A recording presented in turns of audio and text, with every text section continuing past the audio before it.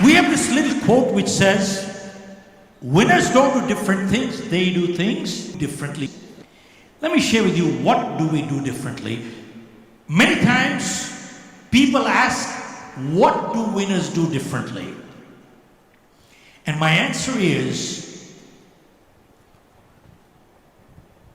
winners form the habit of doing things losers don't like to do. I repeat, this is crucial. Winners form the habit of doing things losers don't like to do. And what are the things losers don't like to do? They're the same things winners don't like to do either, but they do it anyway. See, folks, losers don't like to wake up in the morning. Winners don't like to get up in the morning either, but they get up anyway. Yes, no? See, losers don't like to work hard. Winners don't like to work hard either, but they work hard anyway. Are you with me? See, winners form the habit of doing things losers don't like to do. And they're the same things losers don't like to do either, but winners do it anyway. Folks, if we have to think to do the right thing, we can never do it right. It must come automatic. It must come automatic. It must become reflex action. How many times have you heard people saying, this person is just lucky? आप लोग हिंदी समझते हो? साहब इसकी तो किस्मत ही अच्छी है, मिट्टी को हाथ लगाता है। इसकी तो किस्मत खराब है, साहब सोने को हाथ लगाता है, मिट्टी हो जाती है। साहब इस बात में सच्चाई है। There is truth in it. Depending on how you look at it, people you call lucky. Have you noticed one thing? Check out their life. Check out every transaction in their life. The positive behavior has become habitual. Every time they do it, they just do it right. It happens right. Their reflexes move right. Folks, I don't care how old we are, our parents said one thing, form good habits and habits form characters. Because 90% of our behavior is habitual. We don't think, we just act. And if we have positive habits, we are a positive character. And if we have negative habits, we are a negative character. And good habits are hard to come by, but they're easy to live with. And bad habits come easy, but they're hard to live with. And before we get the habits got us. Yes, no. Before we got the habit has got us. Now, let me share with you. If we have to think to do the right thing, we can never do it right. It must come automatic, reflex action. Anybody did martial art in life?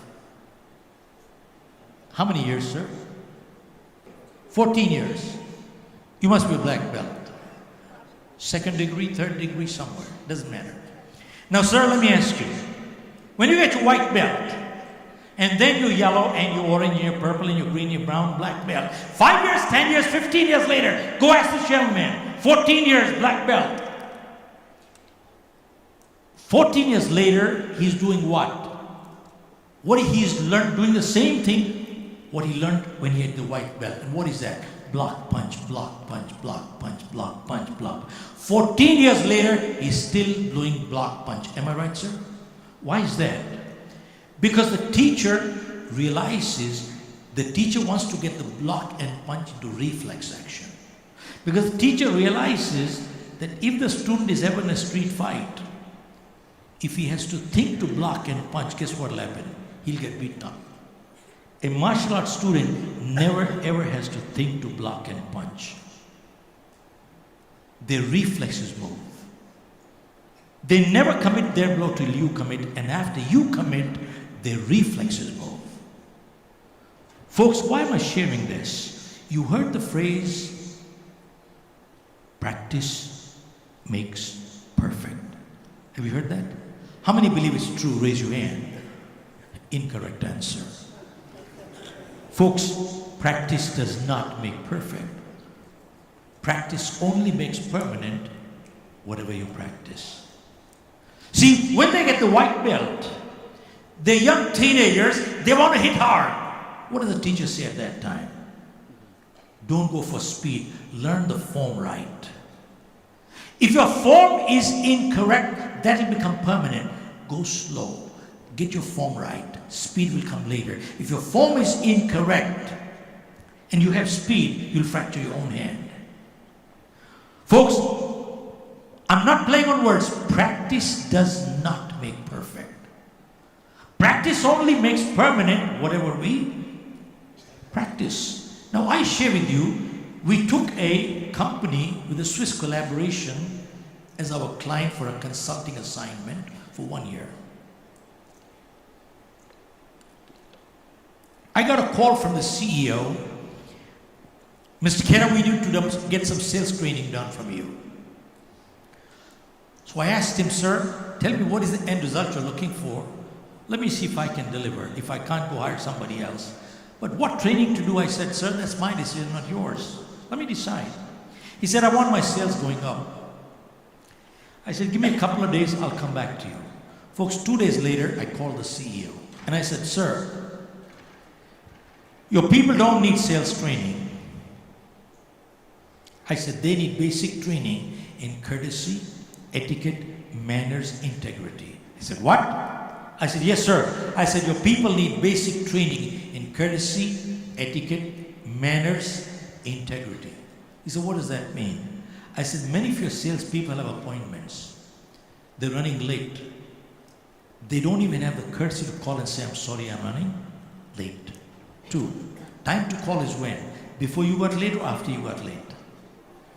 3, they walk in late, they don't even have the courtesy to say, I'm sorry I kept you waiting. And 4, in case they call, what do they say on the phone? I'm stuck in traffic. Now don't get me wrong, folks. Traffic has become a real issue all over the world, that is true. But many times they leave only 5 minutes before the appointment. And they blame it on traffic. They don't have the guts and integrity to say, I'm sorry I did start late. And we find, folks, only the first lie is difficult. Second becomes easier. Third becomes easier. Fourth becomes easier. Fifth becomes easier. And very soon, you are dealing with a chronic liar who is a rascal. Are you with me? Hello? And folks, many times people say this is a little lie, when the big one comes, tell the truth. You practice enough little lies in life, when the big one comes, what happens? We end up telling a big lie. Remember, practice does not make perfect. Practice only makes permanent whatever we. And folks, we found people who lie also steal. I repeat, people who lie also steal. I was doing a program in Bombay, in India, our leadership program,